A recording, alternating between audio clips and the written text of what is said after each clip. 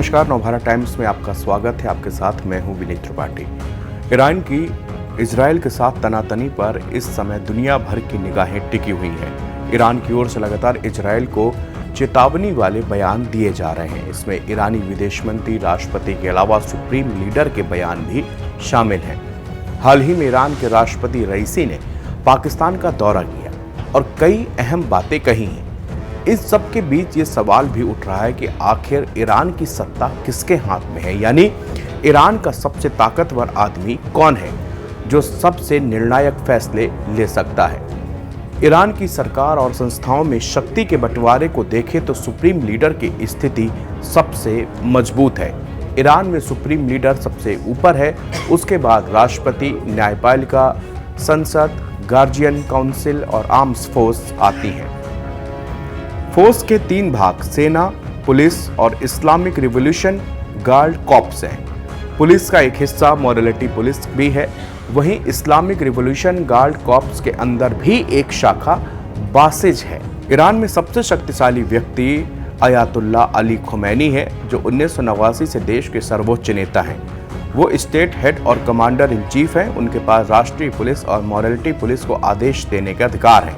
साथ ही supreme leader Islamic revolution guard corps यानी कि IRGC को भी नियंत्रित करते हैं। जुडिशरी यानी कि न्यायपालिका के प्रमुख को भी वही चुनते हैं। सुप्रीम लीडर के बाद राष्ट्रपति ईरान के शीर्ष निर्वाचित अधिकारी और दूसरे सबसे ताकतवर शख्स हैं। राष्ट्रपति इब्राहिम राइसी इस समय ईरान के राष्ट्रपति हैं। ईरान में राष्ट्रपति सरकार के रोजमर्रा के कामकाज के लिए जिम्मेदार है। साथ ही घरेलू नीति और विदेशी मामलों पर वो महत्वपूर्ण प्रभाव रखता है, लेकिन सुरक्षा मामलों में राष्ट्रपति की शक्तियां अपेक्षाकृत सीमित हैं। राष्ट्रपति का आंतरिक मंत्रालय राष्ट्रपति पुलिस बल चलाता है, लेकिन इसके कमांडर की नियुक्ति सर्वोच्च नेता करता है। सुप्रीम लीडर किसी विरोध प्रदर्शनों को बलपूर्वक समाप्त करने के लिए कहे तो राष्ट्रपति उसकी बात मानने को बाध्य होता है। ईरानी संसद के 290 सदस्य हर 4 साल में सार्वजनिक रूप से चुने जाते हैं। संसद कानून का मसौदा तैयार करती है, अंतर्राष्ट्रीय संधियों की पुष्टि करती है और देश के बजट को मंजूरी देती है। हालांकि संसद पर गार्जियन काउंसिल का नियंत्रण है, जो प्रभावशाली निरीक्षण निकाय है। ये शरिया या इस्लामी कानून की नज़र से संसद द्वारा पारित सभी कानूनों की जांच करता है और कानून रद्द भी कर सकता है। काउंसिल के आधे सदस्य सुप्रीम लीडर नियुक्त करता है। ईरान की न्यायपालिका को बड़े पैमाने पर सर्वोच्च नेता द्वारा नियंत्रित किया जाता है। सुप्रीम लीडर ही न्यायपालिका के चीफ की नियुक्ति करता है। ईरान में सार्वजनिक अदालतें दीवानी और फौजदारी के मामलों को निपटाती हैं। ईरान में नेशनल सिक्योरिटी यानी कि राष्ट्रीय सुरक्षा के खिलाफ अपराध, नशीले पदार्थों की तस्करी और इस्लामी गणराज्य को कमजोर करने वाले अपराधों के लिए एक स्पेशल कोर्ट यानी कि विशेष अदालतें भी हैं। ईरान में मोरालिटी पुलिस राष्ट्रीय पुलिस का बल का एक हिस्सा है।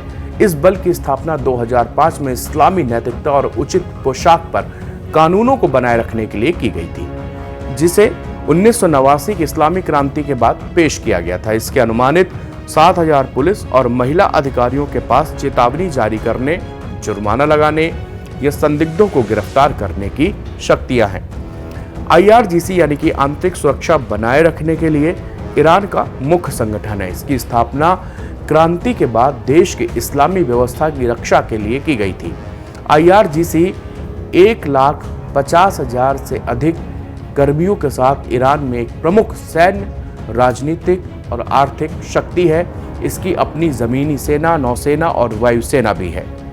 यही ईरान के रणनीतिक हथियारों की देखरेख भी करती है। इसकी एक विदेशी शाखा है जिसे कुद्स फोर्स कहा जाता है, जो पूरे मध्य पूर्व में सहयोगियों को धन, हथियार, टेक्नोलॉजी और प्रशिक्षण प्रदान करती है। IRGC ही बासिज रेजिस्टेंस फोर्स को भी नियंत्रित करता है।